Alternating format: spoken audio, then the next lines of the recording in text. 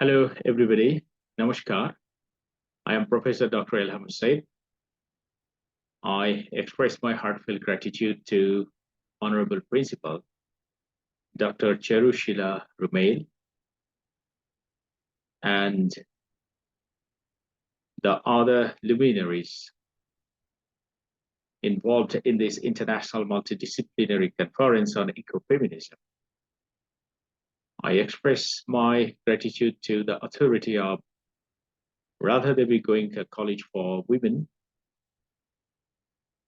And I believe today's topic of the international conference, that is ecofeminism, is very, very relevant because this topic is discussed now today while natural calamities have become frequent all over the world, while millions of people are displaced almost every day, while thousands of or millions of women are forced to leave their homes and to go to the cities in search of their livelihood.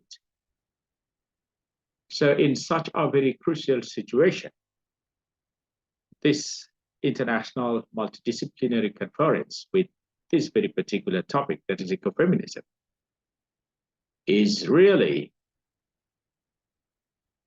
very relevant, important, and it will, I believe, gear up the thoughts and ideas of the scholars.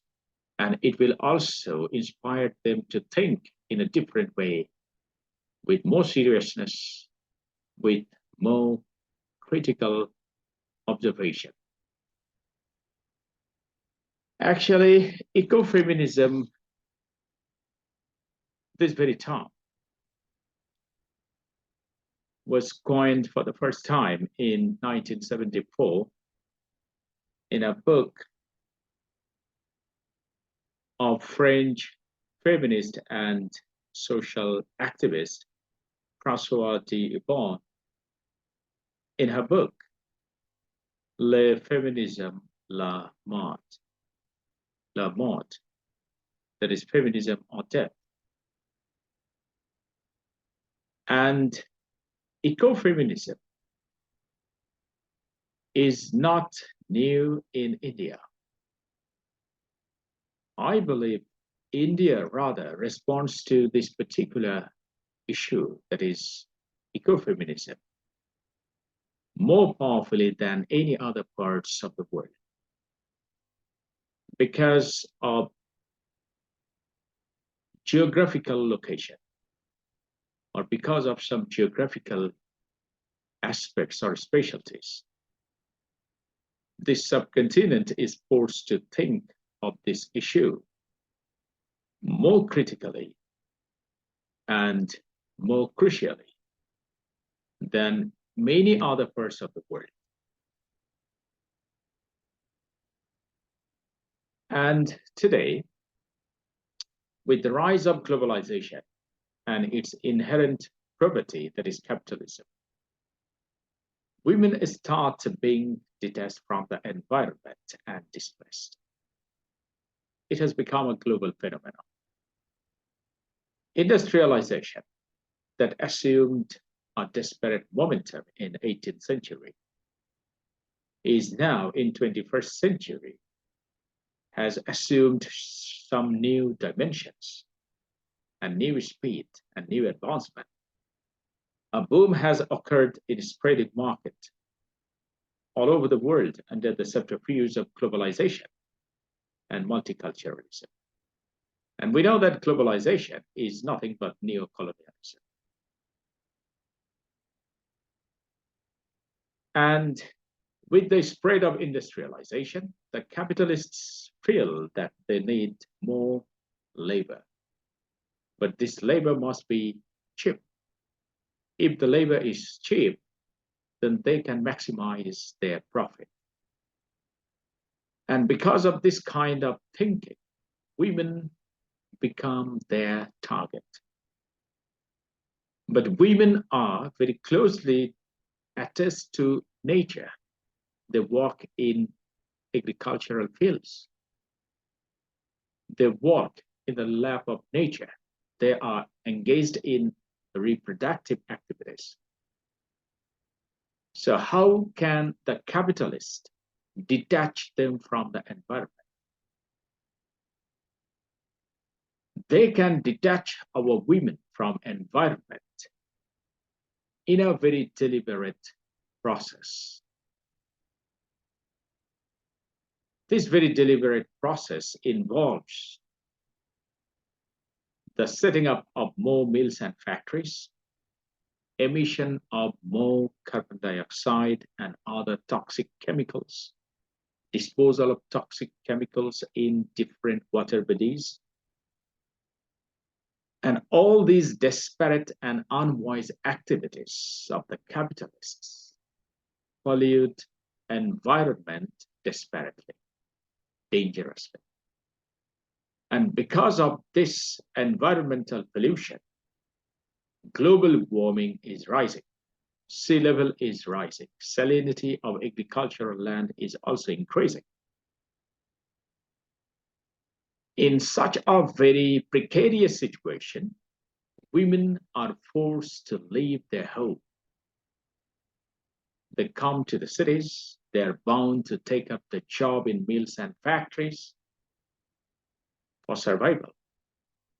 And they fall victim to economic exploitation there under the subterfuge of lacking sufficient dexterity or skill or education. Women are given less wages than usually men.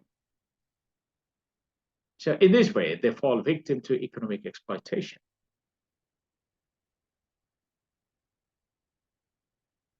Not only that, if you go in contact with some books of literature produced by Indian writers, for example, Arundhati Roy or Kamala Markandaya, Geeta Mehta, Anita Desai, or even in many writings of the exponent of ecofeminism in India, that is Bandana Shiva, you will find how tactfully and deliberately industrialization, globalization, capitalism, and corporatization of economy are detaching women from their agricultural land. But women have got an inherent attachment with the motherland, the mother earth.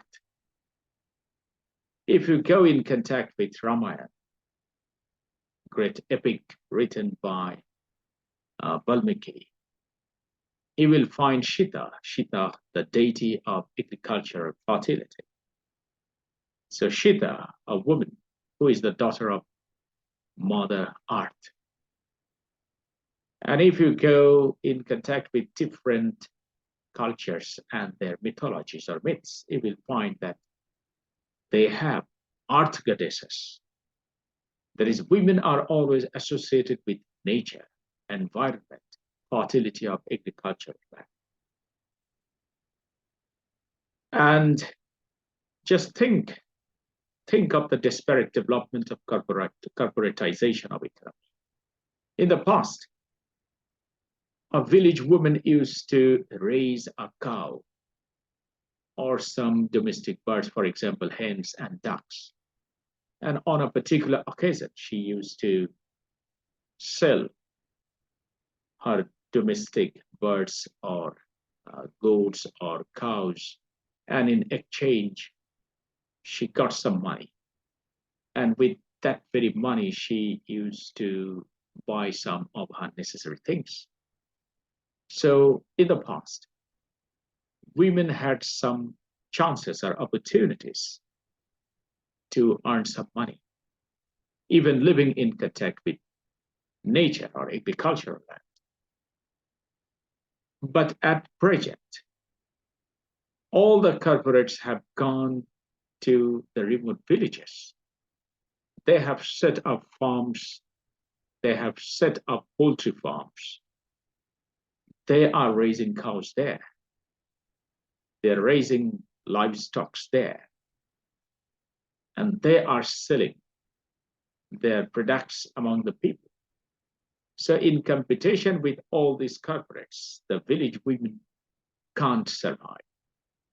They are forced, or they are bound to give up this kind of venture of raising livestock. And now these unemployed women take up jobs in mills and factories and farms of these corporates.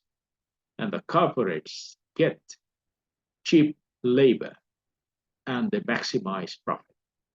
So capitalism has got a deliberate politics of detaching women from environment. But we do not want that our women should be detached from nature. We want development. We want to conquer the moon. We want to be the champion in cyber technology. We want to be the champion in robotics and AI, that is artificial intelligence, but not at the cost of displacement of women. We want to use the force, the women power, the women resources, keeping them in close contact with nature. We do never want to destroy the balance and biodiversity of nature. If we do it, then we will have to suffer. So now I think this very topic of today's international conference is really a very, very timely topic. And I think this very platform will make the scholars think in a different way or more fruitfully about this very particular issue. And I think if we can do it, that is, if we can address this very issue very critically and with importance, then we will be able to make this world a happy place. Then our world will be a happy place for peace and harmony. Otherwise, displacing women, human beings can never attain absolute peace, absolute harmony, and absolute progress.